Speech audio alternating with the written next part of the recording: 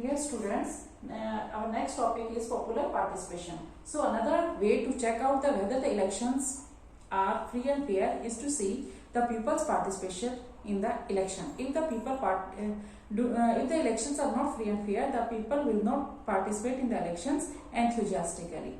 So people's participation can be measured by voters turnout. Voter turnout indicate the percent of the voters who actually cast their vote, and in Europe the voter turnout is decreasing, but in India it is stable or it is increasing. Next topic is, in India poor, illiterate and underprivileged cast their vote in much quantity as compared to the rich section of the society, but in the it is in contrast to the Western countries. For example, in USA, poor, illiterate, Hispanics, African Americans and poor, they vote much less as compared to the rich and the white people. Third point is, common people attach a lot of importance to the elections.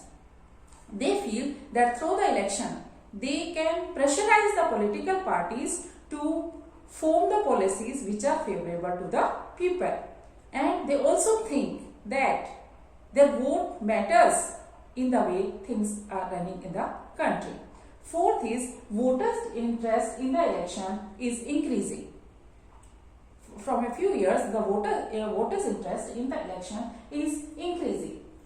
In the Lok Sabha election in 2004, one-third of the voters, more than one-third of the voters, they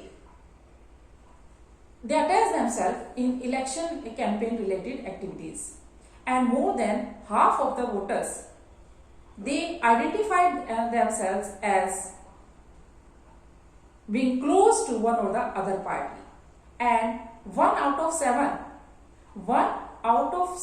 voters was a member of the political party.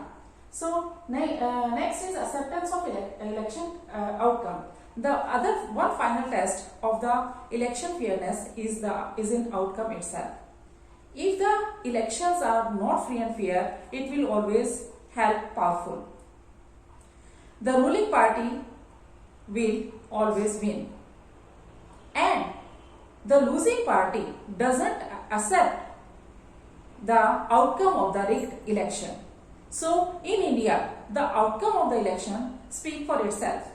First point, the ruling party routinely lose elections at the national level and the state level.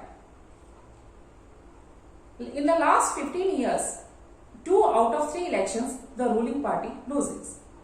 In US, sitting elected representative rarely lose election, but in India, more than half of the MPs or MLA lose elections. More than half of the sitting MPs or MLAs lose election. Third point, the candidates who spend a lot of money and with criminal connections often lose elections. And barring a few disputed election, the outcome is accepted by the losing party as people's verdict. Next heading is challenges to free and fair elections. What are the challenges to free and fair election? So, the elections outcome is accepted by the losing party, and the party that win the election, that form the government, and it is true for most of the constituency, but in a few constituency it may be that the candidate can win by unfair means, but these are rare situations.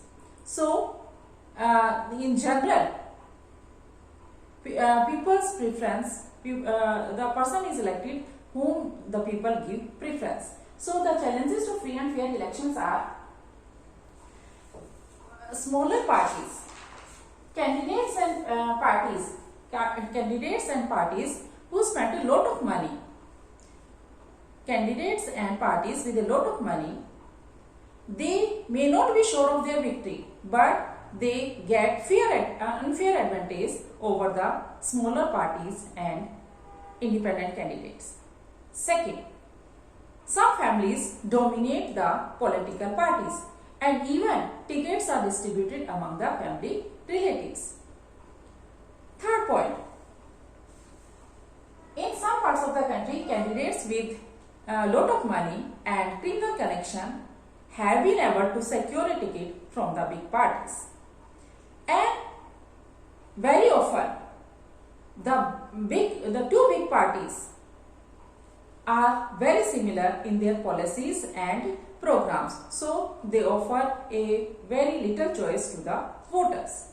Smaller parties and candidates, independent candidates, they suffer a lot of disadvantage over the big parties. So, these challenges exist not only in India, but these challenges exist in many democracies of the world. So, the people who are concerned about the democracy,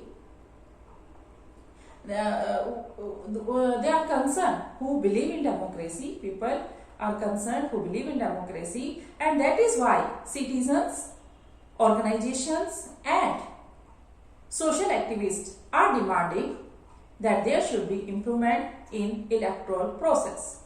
So this your lesson is finished, and now I will send you question answer. Okay, thank you.